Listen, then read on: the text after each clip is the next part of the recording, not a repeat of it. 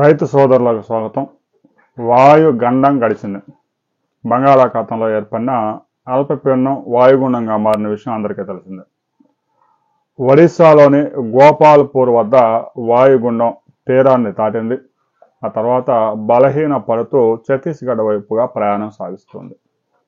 వాయుగుండం ప్రభావంతో ఛత్తీస్గఢ్, ఒడిశా, విజయనగరం, విశాఖపట్నం, శ్రీకాకుళం జిల్లాలతో పాటుగా రాయలసీమ జిల్లాల్లోనూ ఉపరితల ఆవర్తనం ప్రభావంతో పెద్ద ఎత్తున వర్షాలు నమోదయ్యాయి. ఇక తెలంగాణలోని హైదరాబాదు, మేడ్చల్, వికారాబాద్, సంగారెడ్డి ఈ పరిసర ప్రాంతాల్లో పెద్ద ఎత్తున వర్షం పడి హైదరాబాద్ నగరాన్ని ముంచెత్తాయి.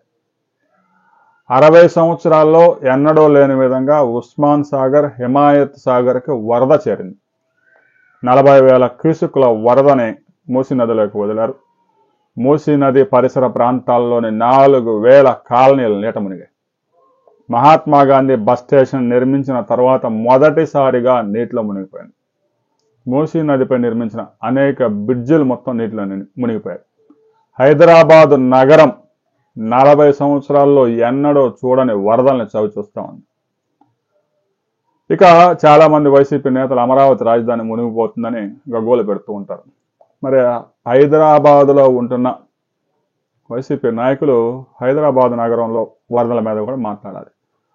వర్షం పడితే ముంబై నగరం మునిగిపోతా ఉంది, హైదరాబాద్ మునిగిపోతా ఉంది, బెంగళూరులో ట్రాఫిక్ జాములు ఏర్పడుతూ ఉంది, నీరు ఎటు వెళ్ళడం లేదు. చెన్నైలో గత ఏడాది వరదలు మనం చూసాం. గతంలో జనాభా తక్కువగా ఉండేవాళ్ళు, కాంక్రీట్ జంగిల్స్గా ఉండేవి కాదు.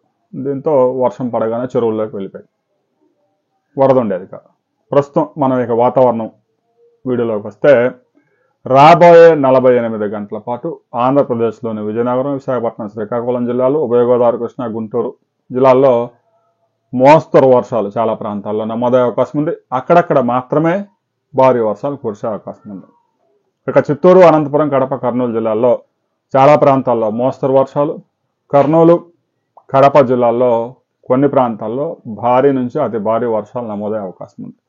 గడిచిన 24 గంటల్లో కూడా కర్నూలు జిల్లాలోనే చాలా ప్రాంతాల్లో అతి భారీ వర్షాలు నమోదై లోతట్టు ప్రాంతాలన్నీ జలమయమైపోయాయి. రాబోయే 48 గంటలు అంటే రాబోయే 2 రోజుల పాటు 2 తెలుగు రాష్ట్రాల్లో కొన్ని ప్రాంతాల్లో పెద్ద ఎత్తున వర్షాలు నమోదయ్యే అవకాశం ఉంది. ఇప్పటికే తెలంగాణలో 9 జిల్లాల్లో ఎల్లో అలర్ట్, 7 జిల్లాల్లో ఆరెంజ్ అలర్ట్ నడుస్తూ ఉంది. రైతు సోదరులు జాగ్రత్తగా ఉండండి. పంటలు కొన్ని ప్రాంతాల్లో దెబ్బతిన్నట్టుగా మనకి సమాచారం అంతా ఉంది. మీరు సాగు చేసిన పంటలు వర్షాల కనుక ఏమైనా దెబ్బతింటే వెంటనే కామెంట్ చేయండి. దాని మీద కూడా మనం ప్రభుత్వం దృష్టికి తీసుకెళ్లే ప్రయత్నం చేద్దాం.